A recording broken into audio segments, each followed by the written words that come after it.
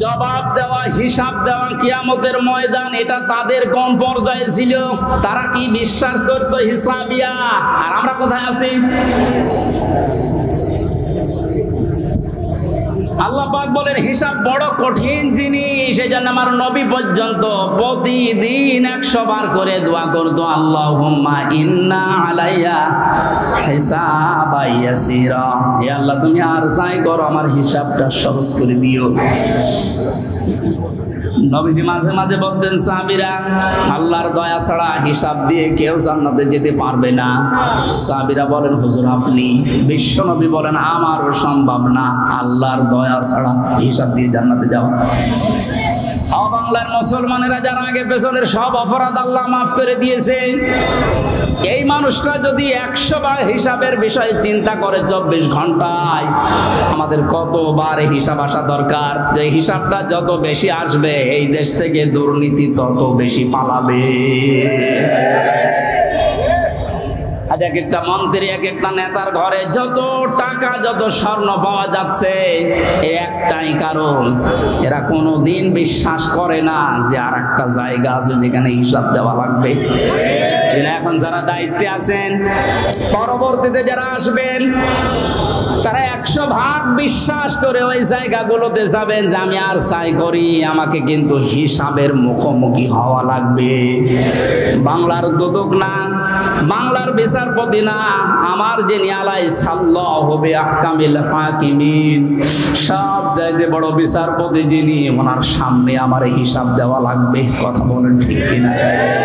আমি হামজা সহ যত মানুষ এখানে বসে আছি, প্রত্যেককেই যেন এই আয়াতটা নিজের সাথে মিলিয়ে আল্লাহ আমাদের হিসাব যেন সহজ করে দেন। বলেন আমিন। এই লোকটাকে আল্লাহ সন্তোষজনক জীবন দান করবেন। এইদিকে তাকান এবার। যে তথ্যটা বলার জন্য এতক্ষণ পর্যন্ত এদিকে ওদিকে আমি ছড়িয়েছিলাম, এইবার সে পর্যন্ত এসেছি, আলেমদেরকে বলছি ফাহুয়া ফি ঈশাতির রাদিয়া, আল্লাহ পাক বলেন তাকে সন্তোষজনক জীবন দান করব। সন্তোষজনক জীবন কি? ফি জান্নাতিন আলিয়া। আল্লাহ মনে হয় জানে না তাই জানাহন দিলেন পাখির ডানা আমাদেরকে ধার করিয়ে। কেন ডানা আর দুনিয়ায় কারো নেই? পৃথিবীতে আর ডানা কারো আছে না নেই? কিসের আছে? আরে ভাই পাখির ডানাই তো দিয়েছে। পাখি বাদ দিয়ে পৃথিবীতে আর কারো ডানা নেই? আছে। এরোপ্লেনের ডানা আছে, হেলিকপ্টারের ডানা নেই? ওদের ডানাটা আল্লাহ এখানে লাগালেন না কেন? তাহলে তো আমাদের এই যে জানাহন দেওয়া লাগতো না। পাখির ডানার কথা দিয়েছেন এই জন্যে তাফসীর মাহফিলে আসতে হয়। আপনারা শুনতেছেন? জানাহন শব্দটা আল্লাহ পাখির কাছ থেকে ধার করে আমাদেরকে লাগিয়ে দিলেন, কারণ আমাদের এই হাতের ভেতরে পর নেই, এর ভেতরে মোলায়েম কোনো কিছু নেই, সব শক্ত। পালক আছে, পর আছে, মোলায়েম করার কোনো কিছু নেই, এটা শক্ত। কিন্তু পাখির ডানার ভেতরে পর আছে, পালক আছে, একটার পরে আরেকটা যখন লাগিয়ে দেয় সফট হয়ে যায়, কোমল, নরম, তুলতুলে হয়ে যায়। আল্লাহ এতটুকু শেষ করেন, জানাহাত যুল্লি মিনার রহমা দিয়েছেন। যে পাখির ডানাটা শুধু ডানা এভাবে ডাউন করে না, ও যখন ডাউন করার পরে ফল করে দেয়, ওর নিচে পাখির বাচ্চাগুলো যাবার পর একটা কিচির মিচির আওয়াজ দেয়। বাংলাতে এটা বলে অনির্বচন সুখ। কি বলে? একটা অনির্বচন সুখ অনুভব করার কারণে ভেতর থেকে আওয়াজ হয় কিচির মিচির। আমরা মনে করি কিচির মিচির না, এ আনন্দটা, এ আওয়াজটা পাওয়ার জন্য না। কি করে কি হয়? আপনারা সব পিছান তো, এত আস্তে পিছালে হবে না, আরো পিছান, পিছান, আরো পিছান, আরো পিছান, যান, আরো এক হাত যান। এই ছেলে, যাও যাও, চেয়ার সরানো লাগবে না, তুমি নিজে সরো।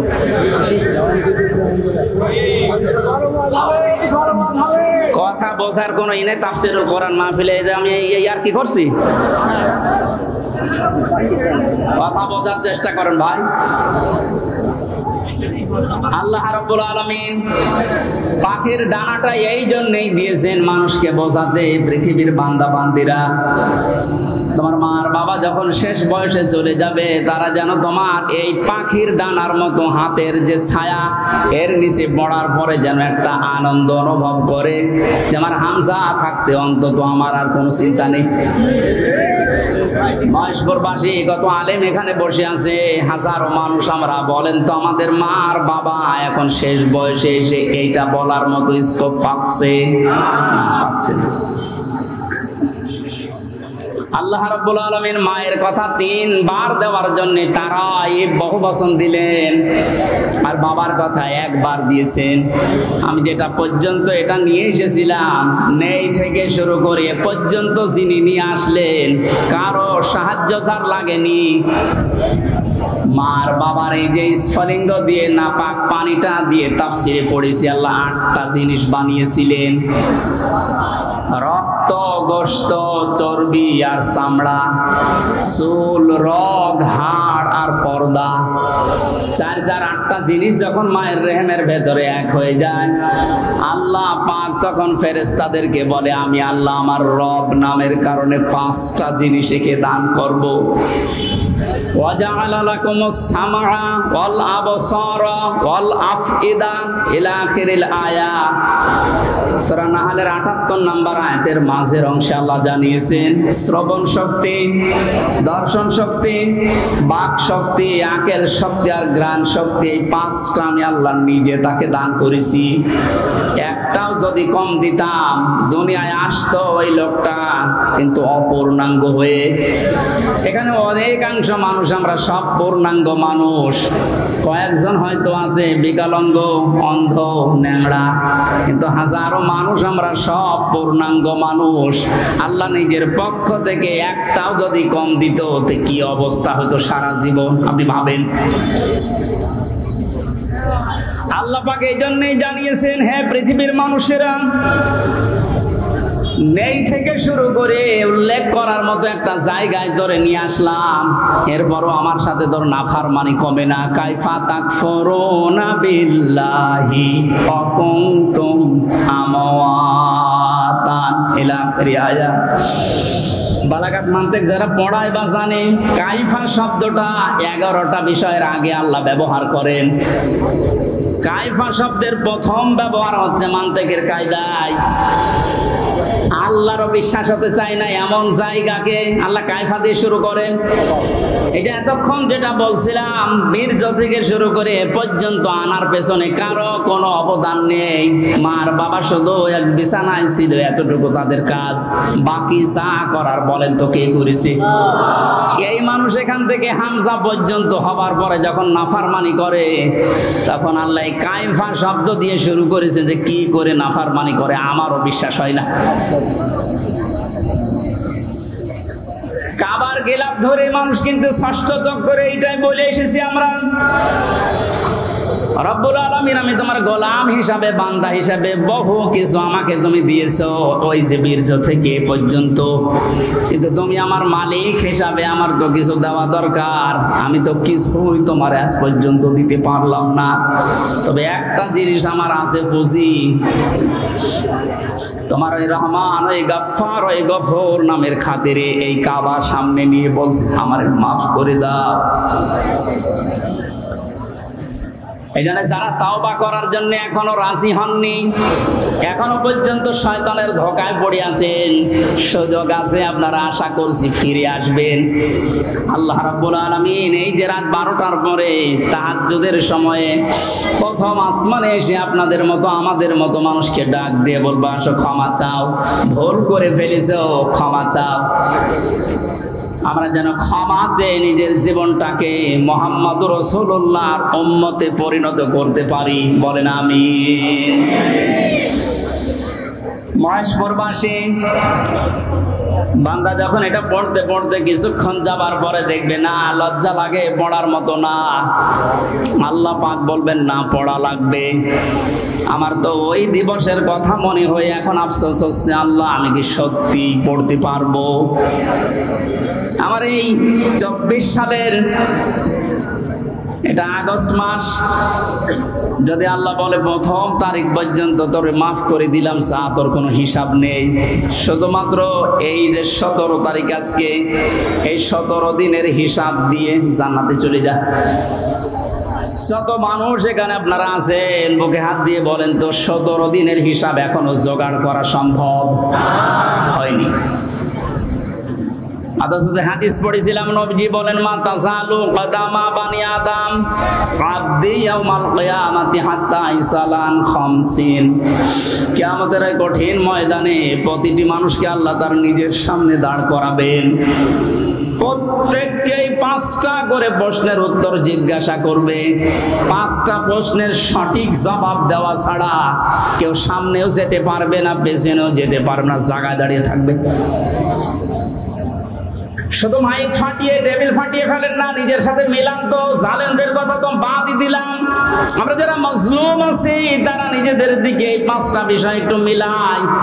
গোসামিল দিয়ে উত্তর দিলে হবে না, নকল করে গোপালগঞ্জের মতো পাশ করে চাকরি পেলে হচ্ছে না। আমরা A+ পাওয়ার পর আমাদেরকে দেয় না, আর ওরা 2.5 পেয়ে চাকরি পেয়ে যাচ্ছে। কত দুর্নীতি হয়েছে আপনি টের পাচ্ছেন?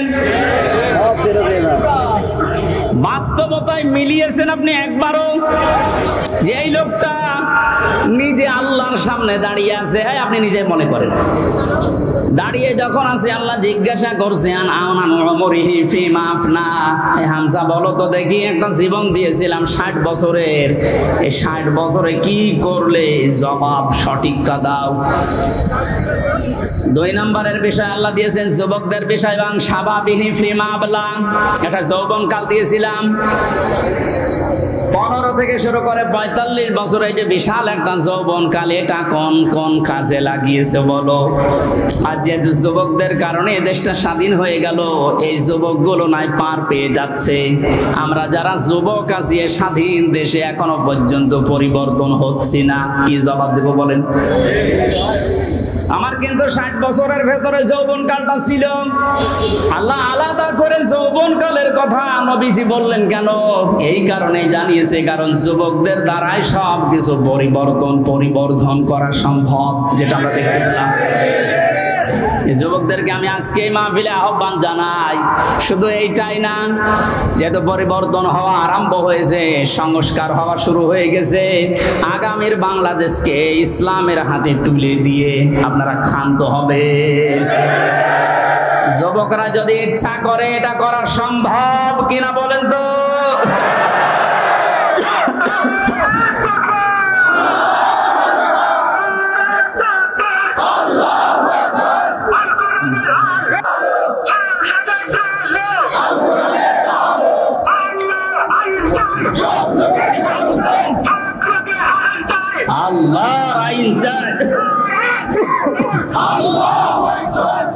আলহামদুলিল্লাহ, তাকবীর যেন আল্লাহ কবুল করেন এবং আমাদের চোখে যেন দেখান, বলেন আমিন।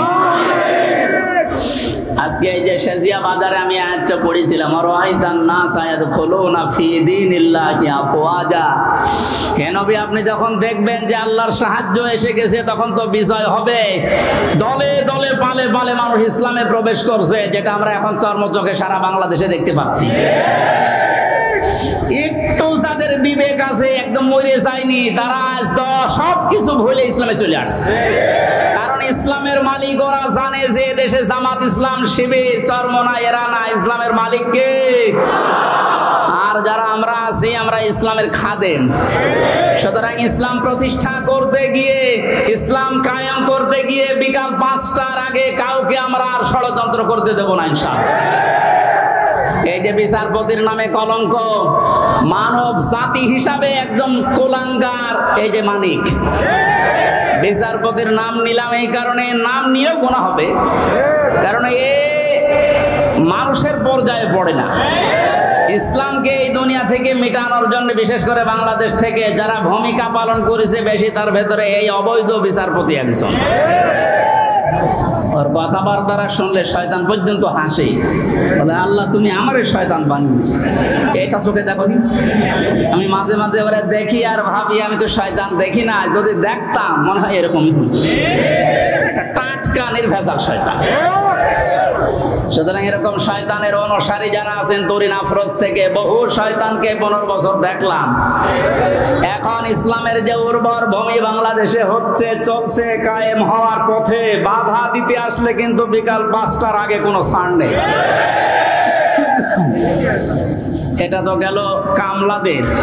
আর যিনি জমির মালিক এই যে বসে আছে, উনি যদি এসে দেখে সব ধান নষ্ট করে ফেলেছে, এরপরে উনি কিছু বলছে না, তার মানে ওনার কোনো শক্তি নেই। বিশ্বাস করেন, মনে মনে চিন্তা করেন ওনার শক্তি নেই তা না, এখন হয়তো কিছু বলছে না, গোপনে ওনার কোনো কিছু আছে। যেদিন ধরবে ওইদিন বাপ বলার সময় দেবে না, যেটা আমার আল্লাহ এখন মালিক হিসাবে করছে।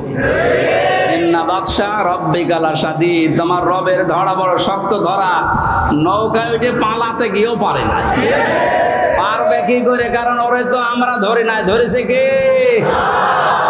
এদের কারণে হাজারে অবৈধ আইন মন্ত্রীর কারণে হাজার হাজার মানুষ আইনের এই জায়গায়, ন্যায় বিচারের জায়গায় অবিচার পেয়েছে বেশি।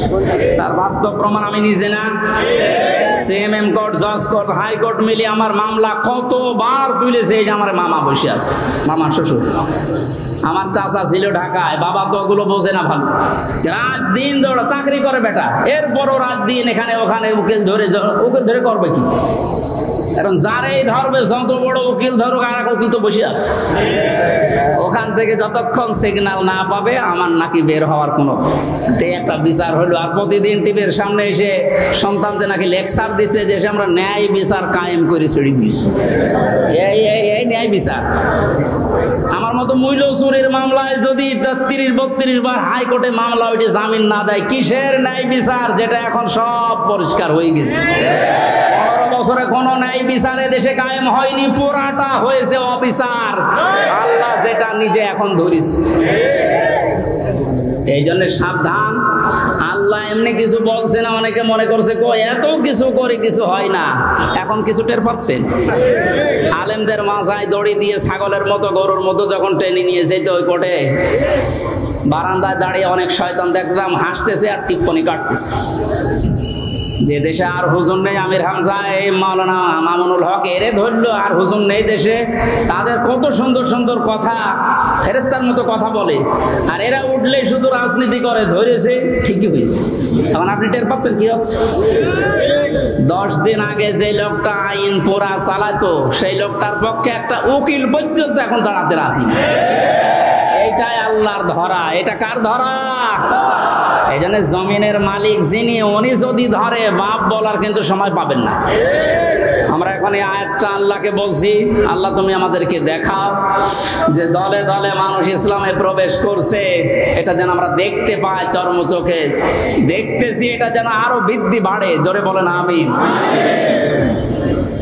কারণ জমিনে বহু মানুষ এই 52-53 বছর চালিয়েছে, আমরা দেখলাম না? বাবা চালিয়েছিল, স্বামী চালিয়েছিল, চাচা চালিয়েছিল, বউ চালিয়েছে, ভাবি চালিয়েছে।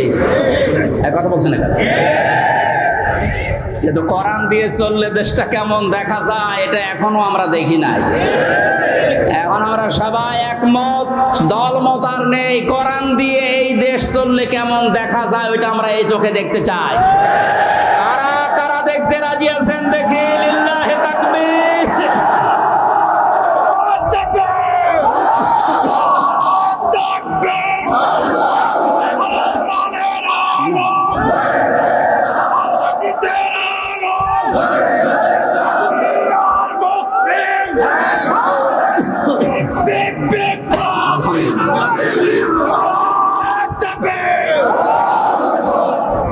কোরআনের খাদেম আমরা যারা এখানে বসে আছি, আমাদের কোনো টেনশন নেই। কায়েম হলেও এদেশে ভালো, না হলেও আমার কোনো লস নেই। আমার বেতন আছে বিকাল 5টায়, তার নাম জান্নাত, ওটা আল্লাহ আমাকে দেবে। কারণ বিকাল 5টা পর্যন্ত জমিটা একটু দেখে শুনে রাখতে পারলে উনি যেমন বেতন দেবে, আল্লাহ আমাদেরকে জমিনে কাজ করার জন্য বেতন দিতে পারে না? ওই বেতন পাওয়ার আশায় আছে। কিয়ামতের ভয়াবহতার কথা আজকের তেলাওয়াতকৃত আয়াতগুলোতে ছিল। যেহেতু আমরা বলেছিলাম 1 ঘন্টা, এই জন্য খুব তাড়াতাড়ি করছি, সামারাইজ করছি। আল্লাহ রাব্বুল আলামিন সূরা হাক্কা 52টা আয়াত দিয়েছেন। কিয়ামতের যে ভয়াবহ দৃশ্য এগুলো আল্লাহ তুলে ধরেছেন প্রথম থেকে। পুরাটা তাফসীর করতে গেলে অনেক সময় লাগবে। সামনে আরো 2টা মাহফিলে এলাকায় আছে, আমরা ওখানে ধারাবাহিকভাবে বলবো ইনশাআল্লাহ। আজকে খুব কম সময় নিচ্ছি। হাক্কাতের 19 থেকে শুরু করে যতটুকু পারা যায়। আল্লাহ রাব্বুল আলামিন বলেন, ফাআম্মা মান উতিয়া কিতাবাহু বিয়ামিনিহি ফায়াকুলু হাউমাকরাউ কিতাবিয়া। কিছু তথ্য আছে নতুন আলেমরা যারা জ্ঞানী মানুষ যারা ভালো করে শুনবেন। আল্লাহ পাক বলেন, কিয়ামতের কঠিন ময়দানে যেদিন বিচার শুরু হবে, ফাকাইফা তাত্তাকুনা ইন কাফারতুম ইয়াওমা ইয়াজআলুল ওয়িলদানা শিবা। এত কঠিন ভয়ঙ্কর সালসালা অবস্থা তৈরি করব, যুবক মানুষ বুড়ো হয়ে যাবে। ও বাংলার মুসলমানেরা, 8টা বছর যে লোকটা আয়না ঘরে ছিল আজকে দেখতে পেলাম। এই যে ব্যারিস্টার আরমান, যুবক বয়সের যে ছবি, 8 বছরে তার অবস্থান কোথায় গিয়ে দাঁড়িয়েছে আপনি তাকান। তা তো 8টা বছর জুলুমের স্টিম রোলার চলার কারণে তার অবস্থা এখন এই। অথচ আল্লাহ জানিয়েছেন কিয়ামতে এমন ভয়াবহ অবস্থা তৈরি করব, দৃশ্য দেখেই মানুষ সঙ্গে সঙ্গে যুবক মানুষ বুড়ো হয়ে যাবে। ওনার বুড়ো হতে সময় লেগেছে 8 বছর, কিয়ামতে আমার বুড়ো হতে সময় লাগবে কয়দিন? মুহূর্তের ভেতরে চোখের পলক পড়তে বুড়ো হয়ে যাবে মানে যুবক মানুষ। কি অবস্থা হবে এবার ভাবেন।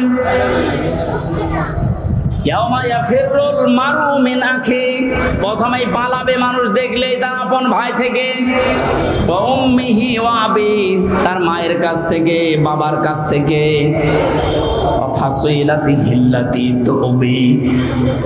আল্লাহ পাক বলেন তার জ্ঞাতি গোষ্ঠী, তাকে যারা আশ্রয় দিত এই মানুষগুলো পালাতে থাকবে। ও দুনিয়ার মানুষেরা, পৃথিবীতে আমরা বিপদে পড়লে, হামলা মামলার শিকার হলে আগে ভাই আগিয়ে আসে, বাবা আসে, বংশের লোক আসে, জ্ঞাতি গোষ্ঠী যে দল করি ওই দলের লোক আসে। আল্লাহ পয়েন্ট আকারে ওগুলো আগে দিয়েছেন যে এইগুলো আগে পালাবে।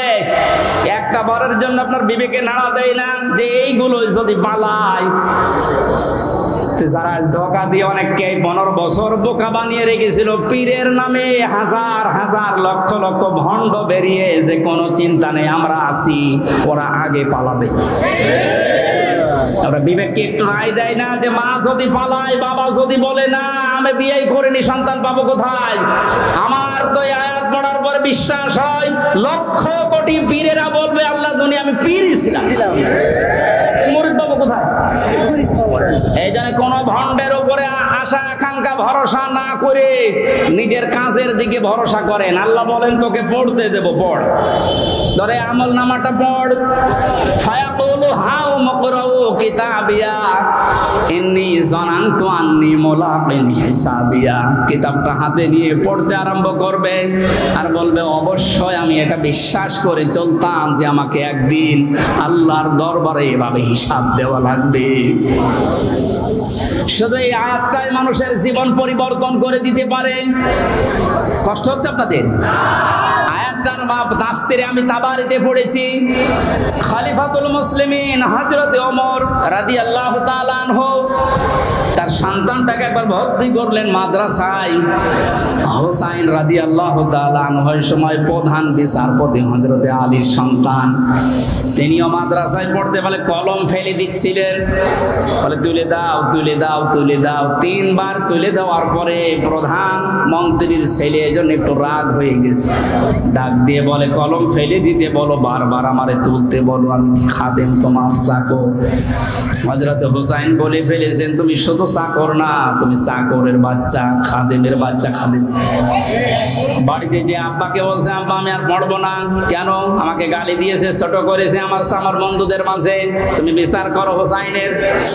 আজকে না, জমার দিন বিচার হবে। খুতবা দিচ্ছিলেন হযরত ওমর, ডাক দিয়ে বললেন, হোসাইন এখানে আসো। বলে হ্যাঁ, সামনে আসো। তুমি আমার সন্তানকে গালি দিয়েছো, খাদেমের বাচ্চা, খাদেম বলে অপমান করেছো। হযরতে হোসাইন বললেন, হ্যাঁ আমি বলেছি। তিনি বলেন, কেন বললে? হযরতে হোসাইন ওখান থেকে দাঁড়িয়ে বলে, খলিফা বুকে হাত দিয়ে বলেন তো, আপনি কি আমার নানার খাদেম ছিলেন না? হযরত ওমরের কথা বন্ধ হয়ে গেছে, চোখের পানি ফেলে বলে, আমি তো খাদেম ছিলাম, এভাবে তো ভাবি নাই। আমি যে খাদেম ছিলাম এটা তো আমি তো জানি। তুমি কি লিখে দিতে পারবে যে আমি নবীর খাদেম ছিলাম? তোমার নানার কাগজ নিয়ে আসেন। খেজুর পাতা নিয়ে এসেছে, লিখে দিলেন, এই ওমর আমার নানার খাদেম ছিল, আমি দেখেছি। এতে হোসাইন ইবনে আলী সই করে দিলাম। কাগজটা হাতে নিয়ে হযরত ওমর বলেন, নবীর সাহাবীরা বিচার হয়ে গেছে। ছোট মানুষ আব্দুল্লাহ, ও তো বোঝে না, বলে কি বিচার করলে বাবা? তুমি তো এখনো মারধর শুরু করনি। হযরত ওমর বলে, সন্তান, যে বিচার করিস এটা দুনিয়া না, মরণের পর কাজে লাগবে। আমি এমনি জনান্ত আন্নে মোলাকিন হিসাবিয়া, আমি বিশ্বাস করে দুনিয়ায় চলি যে আমাকে হিসাবের মুখোমুখি হওয়া লাগবে। আমি আমার 26 বছর বয়সে মুসলমান হয়েছি, বাকি এই কয় বছর ইবাদত বন্দেগি চাই করলাম, হিসাব দিতে পারবো কিনা জানি না। মারা যাওয়ার পরে কাগজটা আমার কাফনের ভেতরে দিয়ে দিও। আল্লাহ যখন আমাকে তার সামনে তুলে ডাক দিয়ে বলবে, হিসাব দাও, জীবনে কিছুই যদি কবুল না হয়, এই কাগজটা আল্লাহকে দেখিয়ে বলবো, রব্বুল আলামিন তুমি আমার জীবনের কিছু যদি পছন্দ না করো, তোমার ভালো না লাগে, এই কাগজটার দিকে তাকাও, তোমার নবীর নাতি লিখে দিয়েছে আমি নবীর খাদিম ছিলাম, এই ওসিলাই হলেও তুমি আমারে মাফ করে দাও। জবাব দেওয়া, হিসাব দেওয়া কিয়ামতের ময়দান, এটা তাদের কোন পর্যায়ে ছিল? তারা কি বিশ্বাস করতো হিসাবিয়া? আর আমরা কোথায় আছি? আল্লাহ পাক বলেন, হিসাব বড় কঠিন জিনিস। এই জন্য আমার নবী পর্যন্ত প্রতিদিন 100 বার করে দোয়া করতো, আল্লাহুম্মা ইন্না আলাইয়া হিসাবা ইয়াসিরা, হে আল্লাহ তুমি আর চাই করো, আমার হিসাবটা সহজ করে দিও। নবীজি মাঝে মাঝে বলতেন, সাহাবীরা আল্লাহর দয়া ছাড়া হিসাব দিয়ে কেউ জান্নাতে যেতে পারবে না। সাহাবীরা বলেন, হুজুর আপনি? বিশ্ব নবী বলেন, আমারও সম্ভব না আল্লাহর দয়া ছাড়া হিসাব দিয়ে জান্নাতে যাওয়া। বাংলার মুসলমানেরা যারা আগে পেছনের সব অপরাধ আল্লাহ মাফ করে দিয়েছে, এই মানুষটা যদি 100 বার হিসাবের বিষয়ে চিন্তা করে 24 ঘন্টায়, আমাদের কতবার হিসাব আসা দরকার? যে হিসাবটা যত বেশি আসবে, এই দেশ থেকে দুর্নীতি তত বেশি পালাবে। আজ এক একটা মন্ত্রী, এক একটা নেতার ঘরে যত টাকা, যত স্বর্ণ পাওয়া যাচ্ছে, একটাই কারণ, এরা কোনোদিন বিশ্বাস করে না যে আর একটা জায়গা আছে যেখানে হিসাব দেওয়া লাগবে। এখন যারা দায়িত্বে আছেন, পরবর্তীতে যারা আসবেন, তারা 100 ভাগ বিশ্বাস করে ওই জায়গাগুলোতে যাবেন যে আমি আর চাই করি, আমাকে কিন্তু হিসাবের মুখোমুখি হওয়া লাগবে। বাংলার দুদক না, বাংলার বিচারপতি না, আমার যিনি আলাই সাল্লাহু বিআহকামিল হাকিমিন, সব চাইতে বড় বিচারপতি যিনি, ওনার সামনে আমার হিসাব দেওয়া লাগবে। কথা বলেন ঠিক কিনা? আমি হামজা সহ যত মানুষ এখানে বসে আছি, প্রত্যেককেই যেন এই আয়াতটা নিজের সাথে মিলিয়ে আল্লাহ আমাদের হিসাব যেন সহজ করে দেন, বলেন আমিন। এই লোকটাকে আল্লাহ সন্তোষজনক জীবন দান করবেন। এইদিকে তাকান এবার, যে তথ্যটা বলার জন্য এতক্ষণ পর্যন্ত এদিকে ওদিকে আমি ছড়িয়েছিলাম, এইবার সে পর্যন্ত এসেছি, আলেমদেরকে বলছি, ফাহুয়া ফি ঈশাতির রাদিয়া। খালিয়া। আল্লাহ পাক বলেন তাকে সন্তোষজনক জীবন দান করব। সন্তোষজনক জীবন কি? ফি জান্নাতিন আলিয়া, সুউচ্চ মাকাম জান্নাত যেটা, ওখানে আল্লাহ তাকে পৌঁছিয়ে দেবেন। কুতুফুহা দানিয়া, যার ফলগুলো হাতের নাগালে এসে নাড়াচাড়া করবে। কুলু ওয়াশরাবু হানিয়াম বিমা আসলাফতুম ফিল আইয়ামিল খালিয়া।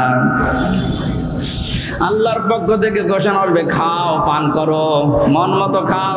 কারণ এই খাবারগুলো তোমাদেরকে জালেমরা দুনিয়ায় খেতে দেয়নি, এরকম আরামে জালেমরা থাকতে দেয়নি। 15 বছর অনেকে এই বাংলাদেশে নিজের স্ত্রীর কাছে রাখতে পারে নাই, নিজের ঘরে মাথা দিয়ে ঘুমাবে পারে নাই।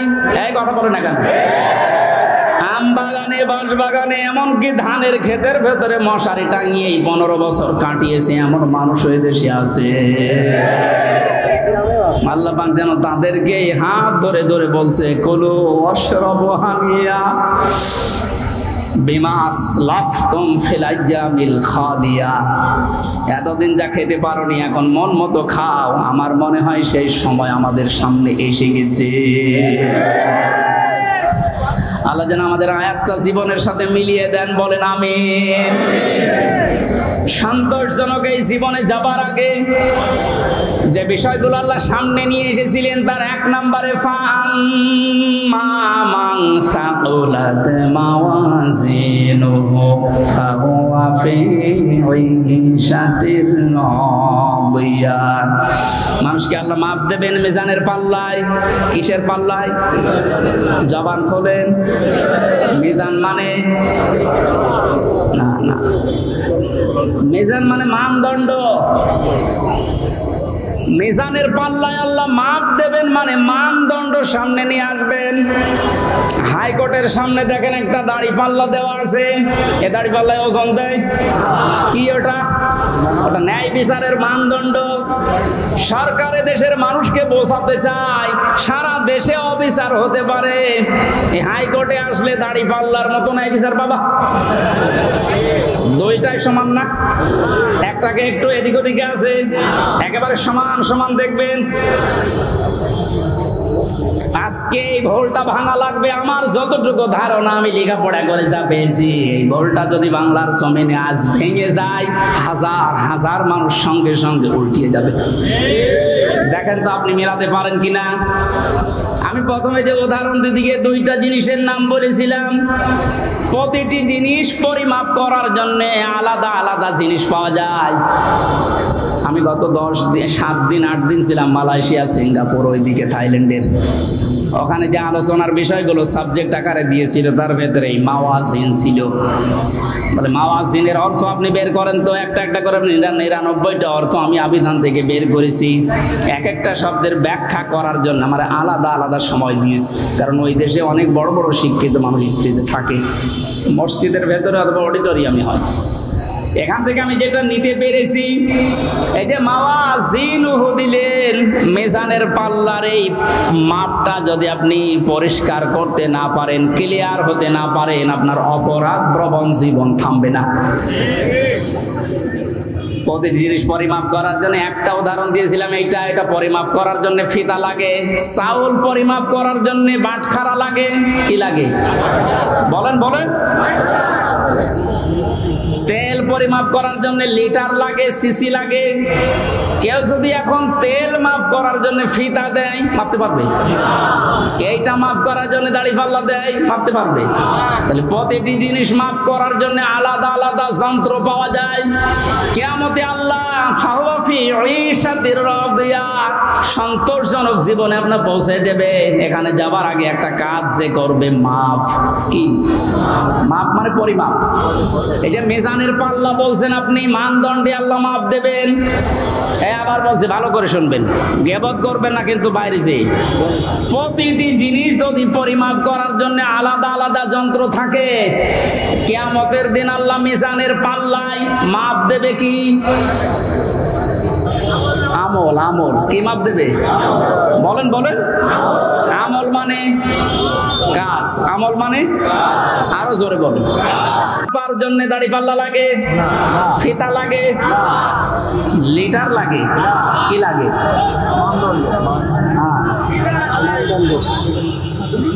কে বলেছে না? কি ছাত্র ক্লাস করাচ্ছে আল্লাহ জানে। এটার জন্যই তো আসতে হয়। মাপ দেওয়ার জন্য এই পৃথিবীতে গুরুত্ব লাগে। কাজ যদি কেউ মাপতে চায় যে আমি কাজ মাপবো, কেজি দিয়ে মাপা যাবে যে কয় কেজি কাজ? আপনি কি ধরনের বিশ্বাস করেন কিয়ামতে আল্লাহ এইদিকে আমল তুলে দেবে আর এদিকে বদ আমল? আমল মানে কাজ, কাজ কি 5 কেজি হয়? কি বুঝেছেন এতদিন? আল্লাহ মাপ দেবে কি? আমল আমল। এটা ক্লাস চলছে, জবাব দেন তো ছাত্রের মতো। আমল মানে বাংলায়, আমল মানে বাংলায়, আবার বলেন আমল মানে বাংলায়, আরবিতে আমল, আরবিতে, ইংরেজিতে জিনিস সবই এক। জিনিস সবই কি? মাথায় যেটা আছে এটার এই দেশের নাম চুল। আপনি পাকিস্তানে চুল কেটে দেন, কি আমাদের আগে কাটবে না? জিনিস তো একই, নাম বিভিন্ন দেশে বিভিন্ন জিনিস, নাম এক না? জিনিস কি এক না দুই? আমল, ওয়ার্ক, কাজ সব এক। সাধারণ জ্ঞানে আমরা বুঝলাম যেটা মাপ করার জন্য দাড়ি পাল্লা, এই সিসি লিটার কেজি লাগে না। এটা মাপতে হলে গুরুত্ব লাগে। কাজ মাপতে হয় গুরুত্বের ভিত্তিতে। কিসের? এখন গুরুত্বের ভিত্তিতে আমল যদি, কাজ যদি, ওয়ার্ক যদি মাপতে হয়, পৃথিবীতে সবচাইতে গুরুত্বপূর্ণ কাজ আল্লাহর দৃষ্টিতে ফরজ। বলেন না কেন? এরপরে ওয়াজিব, এরপরে সুন্নাত, এরপরে নফল, এরপরে মুস্তাহাব, এরপরে মুবাহ। সিরিয়াল আকারে ধরেন। আপনি সারা জীবন মুবাহ, সুন্নাত, মুস্তাহাব হাজার হাজার করেছেন, নফল, কিন্তু ফরজ ওয়াজিব করেননি। আপনার গুরুত্ব থাকবে কাজের? বলেন। এই স্টেজের গুরুত্ব কি? এই যে সামিয়ানা আর এই খুঁটি, এই দুইটা আসল জিনিস। এর ভেতরে আরো অনেক অন্য জিনিসও আছে, না দিলেও অসুবিধা নেই। এই যে লাইট যদি না দেন, স্টেজ থাকবে না? এই টেবিলটা না দিলে থাকবে না? এটা না দিলে বিউটিফাই হবে না। কিন্তু স্টেজ তো মানুষ বলবে যে সামিয়ানা আছে, খুঁটি আছে। আপনার জীবনে ফরজ কাজ 500। কয়টা? আপনি কোরআন পড়েন, 500 শরীয়তের বিধান পাবেন।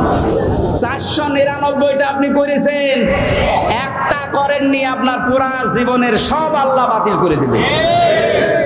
এটা বাতিল যে করিয়ে দেবে কোথায় পেলে? বলেন। আমি বেশি সময় নিয়ে ফেলছি, আর 5-7 মিনিট থাকবেন না? এই যে নামাজ, আমরা যারা এশার নামাজ পড়লাম, এশার নামাজের ভেতরে ফরজ ছিল 13টা, 12টা আদায় করেছে কেউ, একটা আদায় করে নাই। ওর নামাজে সওয়াব হবে 5টা। কি? 0 শূন্য, কিচ্ছু হবে না। এটা যেমন সহজে বুঝেছেন, কোরআনে কারিমে আল্লাহ 500 আয়াত শরীয়তের বিধান ফরজ এটা দিয়েছেন। 499টা মেনেছেন, একটা মানেননি। আপনার জীবনে সওয়াব হবে 0 শূন্য, কাজের কোনো গুরুত্ব নেই। কিয়ামতে আল্লাহ যখন মাপবে একেবারে 0 হয়ে যাবে। এই পাল্লাটা ভারী হয়ে যাবে। আমি আশা করি বোঝাতে পেরেছি। এই জন্য জীবনে ফরজ যেন না বাদ যায়। কথা বুঝেছেন? নামাজ পড়া যেমন ফরজ, রোজা রাখা ফরজ, হজ করা ফরজ, সম্পদ থাকলে যাকাত দেওয়া ফরজ, দিন কায়েম করার চেষ্টা করা কি? এইটাকে কেউ যদি রাজনীতি, দুনিয়ার কাজ মনে করে এড়িয়ে যায়, কিয়ামতে ওকে যখন আল্লাহ মাপ দেবে, কাজের গুরুত্বের ভিত্তিতে কিচ্ছু পাওয়া যাচ্ছে না। 12টা ফরজ আদায় করে একটা আদায় না করলে যেমন 0 হয়, কোনো সওয়াব হয় না। আশা করছি কথার অর্থ আপনি বুঝেছেন। এখন না বোঝার ভান করে আছে। আমার মনে হয় আপনাকে ঝড়ে কোদাল দিলেও আর আপনি বসবেন না। যা বোঝার আপনি বুঝেছেন, এখন আপনি আমল করেন। এই পর্যন্ত আমরা যা পড়েছিলাম 25 নম্বর আয়াত সূরা হাক্কাতের। 26 থেকে আলোচনা হবে সামান্তা মাদ্রাসায়। কয় তারিখে যেন ওইটা? যাদবপুর বাজারে, বাজারে কলেজ ময়দানে। ওখানে 26 আয়াত থেকে শুরু করবো। এই প্রচন্ড গরমে আর মানুষের চাপ আমি শেষ করে দিলাম। বারাকাল্লাহু লানা ওয়া লাকুম ফিল কোরআনিল আযীম। আল্লাহুম্মা আমিন। ফেব্রুয়ারি মাসের 26 তারিখ। আমার ওই যে লিখিত বই আছে, গাড়িতে যাওয়ার সময় নিজে নিয়ে যাবেন, বাড়িতে লোকজনকে পড়তে বলবেন। রব্বানা যালামনা আনফুসানা ওয়া ইল্লাম তাগফির লানা ওয়া তারহামনা লানাকুনান্না মিনাল খাসিরিন। রাব্বুল আলামিন কোরআনের পাখি বিশ্বনন্দিত মুফাসসির আল্লামা শহীদ দেলাওয়ার হোসাইন সাইদি এবং যে যুবকেরা বাংলাদেশ স্বাধীন করার জন্য জীবন দিয়ে গেল, এই মানুষগুলোর জন্য আজকের তাফসীর মাহফিলে হাজার হাজার লক্ষ মানুষেরা জড়ো হয়েছে। কোরআন থেকে আমল নেওয়ার বিষয়ে যে কথাগুলো বলেছি, তুমি আমল করার তৌফিক আমাদের দাও। কাজ যেন আমরা ইখলাসের সাথে ভালো কাজে আঞ্জাম দিতে পারি, সেই পরিবেশ তৈরি করে দাও। এতদিন পর্যন্ত জালেমের জুলুমের শিকার হয়ে যে মানুষগুলো মজলুম অবস্থায় ছিল, আল্লাহ তুমি তাদেরকে প্রতিদান দিও, তাদেরকে ইখলাসের কারণে, ধৈর্যের কারণে মেহেরবানি করে তুমি দান করো। মাহফিলের আয়োজন করতে গিয়ে তোমার যে যুবক বান্দারা শ্রম দিয়েছে, যারা টাকা পয়সা দিয়েছে, আল্লাহ এদের টাকাগুলো ওসমানের সাথে কবুল করো। রাব্বুল আলামিন যারা শহীদ হয়ে কবরে গেলেন, শাহাদাতের সর্বোচ্চ মাকাম দান করো। যারা অসুস্থ হয়ে আল্লাহ তাআলা গুলিবিদ্ধ হয়ে যে মানুষগুলো হাসপাতালের বেডে এখনো পর্যন্ত কাম কাতরাচ্ছে, এদেরকে তুমি শেফায়ে কামিলা আজলা নসিব করে দাও। এখানে হাজারো মানুষ আমরা আছি, আমাদের মনের কামনা বাসনা একটাই, তোমার কোরআন দিয়ে দেশ চলছে, এটা চললে কেমন দেখা যায় এটা আমরা দেখতে চাই। মা বোনেরা পর্দার আড়ালে বসে আছে, এরাও বহু কষ্ট সহ্য করেছে। আল্লাহ মজলুম মা বোনদেরকে তুমি কবুল করো দ্বীনের জন্য।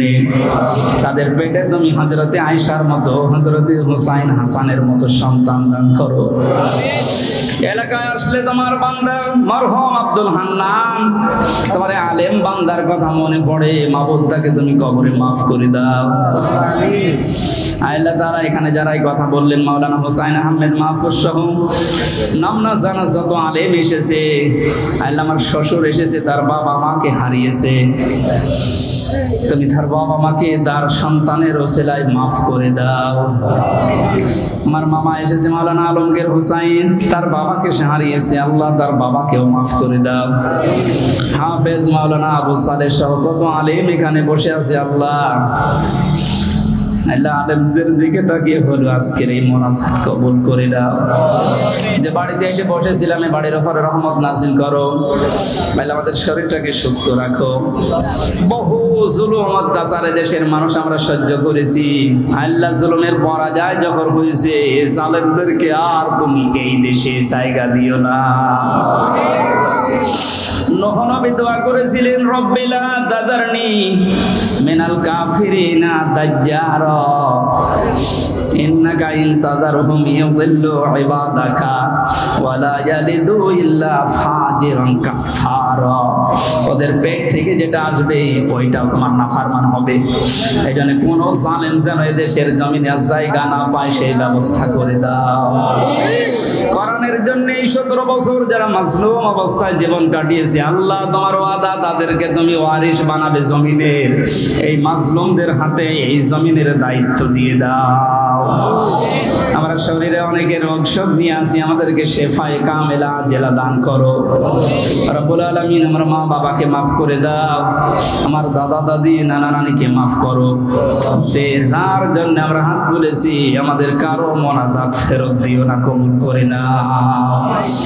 এই গ্রামে মাটির নিচে যত মানুষ ঘুমিয়ে আছে, আল্লাহ কবরগুলো জান্নাত বানাও। আগামীতে এই ময়দানটা কোরআনের জন্য উন্মুক্ত করে দাও। অধ্যাপক মতিউর রহমান স্যার সহ, অধ্যাপক ফরক আহমেদ সহ যত অতিথি আজকের মাহফিলের, প্রত্যেককে ওমরের মতো বানিয়ে দাও। আল্লাহ বাংলার জমিনটা তুমি কোরআনের হাতে তুলে দাও। কখন কার মরণ চলে আসে জানি না, এখনো আমরা এখানে কেউ জানি না। মহেশপুরের বাজারে, সেজিয়ার বাজারে কার কাপড়ের কাপড় এসে গড়াগড়ি করছে, ওই সাদা কাপড় গায়ে ছড়ানোর আগে তোমার কালেমাটা আমাদের মুখে দিয়ে দিও, লা ইলাহা ইল্লাল্লাহু মুহাম্মাদুর রাসূলুল্লাহ।